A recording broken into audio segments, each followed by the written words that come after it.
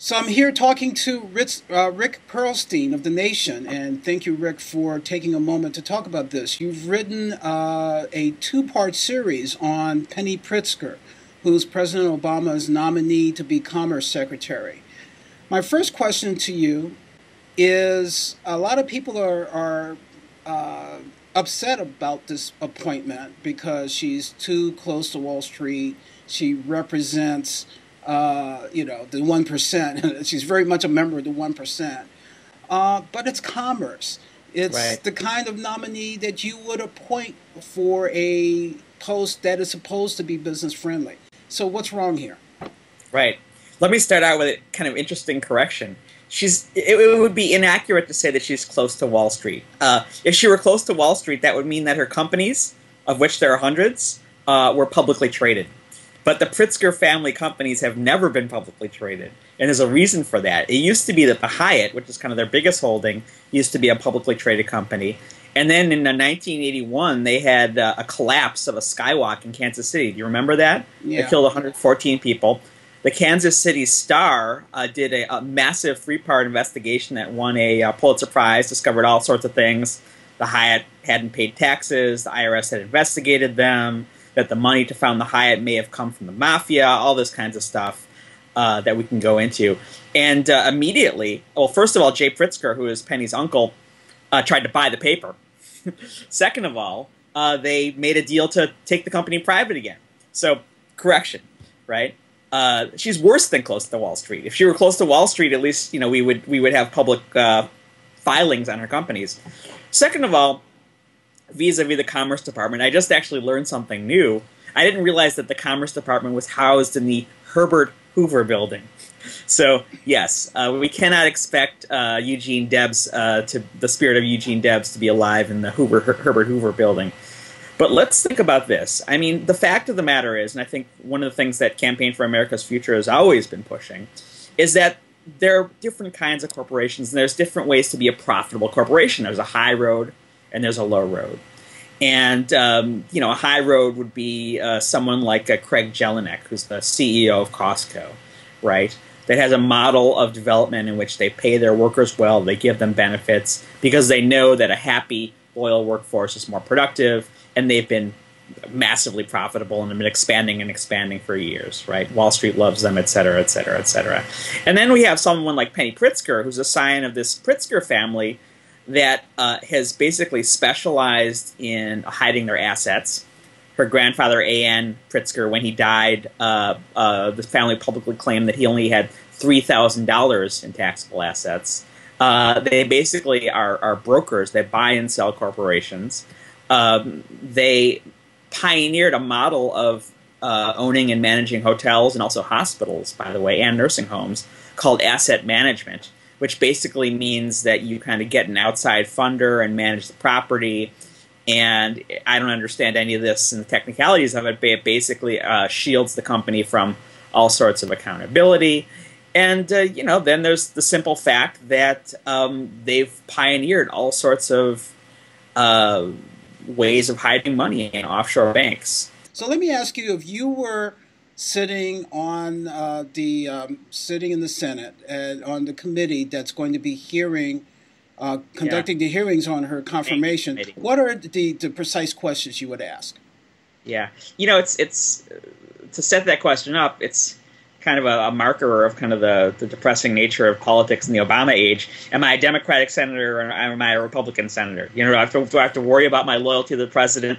Unfortunately, the people who are going to be asking all these questions are Republicans, and they'll be completely cynical and hypocritical when they ask the questions that I recommend that they ask. So here goes. Okay. Well, Mrs. Pritzker, she's married to a doctor here in Chicago. Do you tell us about your work with the company TransUnion, which is one of the three companies that's part of the very bottom-feeding credit reporting industry? Tell us about the lawsuits that have been carried out against TransUnion for not correcting mistakes in people's credit records in a timely fashion.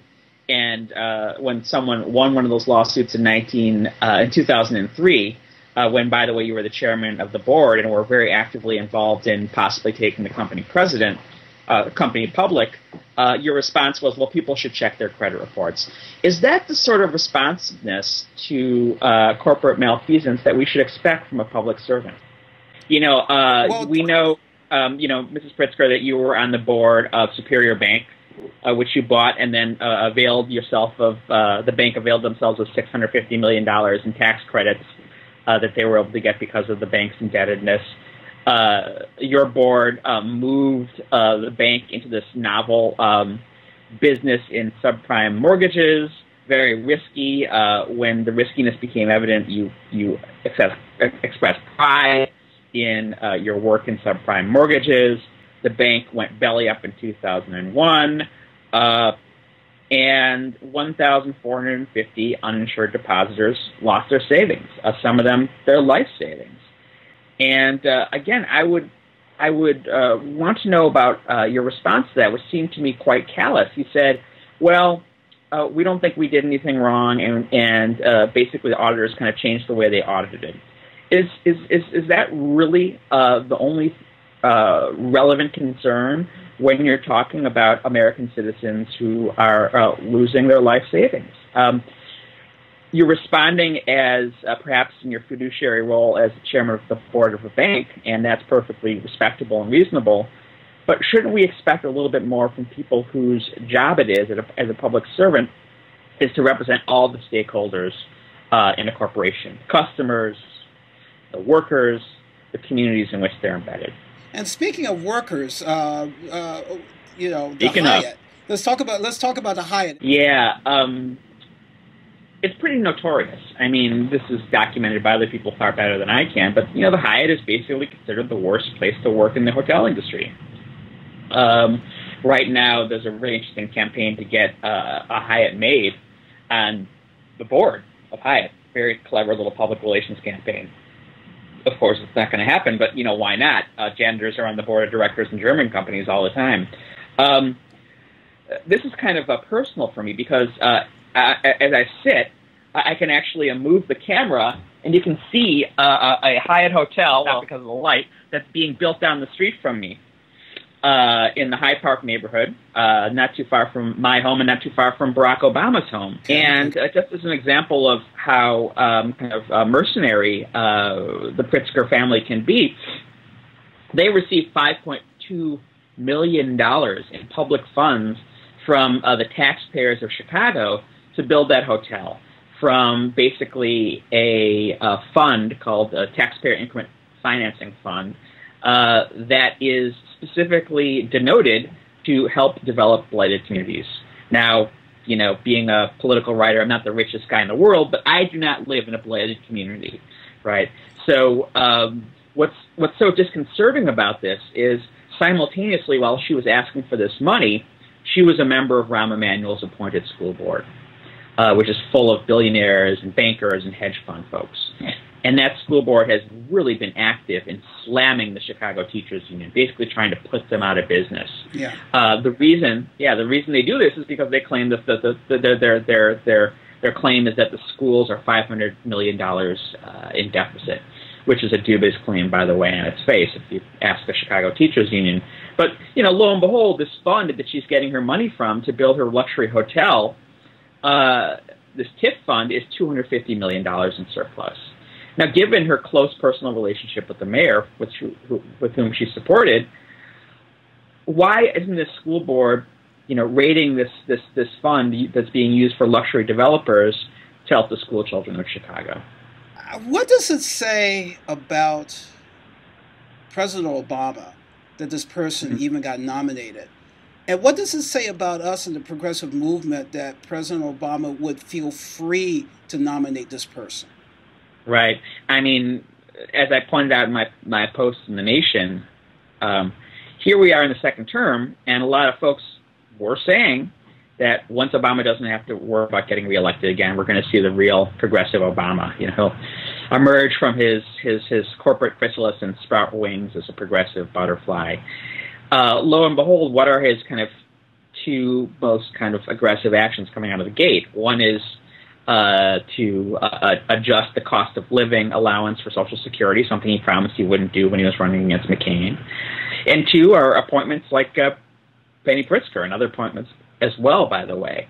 So is this the true Barack Obama? Is this what he's most comfortable with? Are these the people that he associates with? I mean, seems to be. I mean, one of his best friends is a guy named Martin Nesbitt, who started a perfectly reasonable company that basically builds off-site parking garages for airports called the Parking Spot.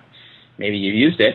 And, he's a business partner of Penny Pritzker. Both of them have been actively involved in something called the Plan for Transformation in Chicago, which basically was tearing down public housing and turning it into privatized kind of Section 8 and Hope 6 funds. And a lot of this basically has made the public housing situation worse in Chicago. I mean, we're talking about a public-private partnership that shows all the failings of that model. Yeah. So at this point, it's your expectation that this is going to just sail through nonetheless, and she'll be Commerce Secretary? Just a done deal? I think that it'll sail through, and it will put on the public record a blot on Barack Obama's discussion. It's going to make him look like someone who's in bed with the subprime industry, and there are two consequences of this. I think it's going to be a real black mark on his legacy, that in a time of the biggest middle-class crisis in our generation, in our lifetimes, that this is where he planted his flag. And two, I think it's going to make it real tough for him to call out his chits for passing things like immigration reform when all of us on the left are angry at him for rolling out the red carpet for a bottom feeder like Penny Pritzker and her family. Real unfortunate turn in the Obama presidency for a lot of people. Well, thank you very much, Rick, for talking about it and chronicling it in The Nation magazine. My pleasure, and it's good to be with you.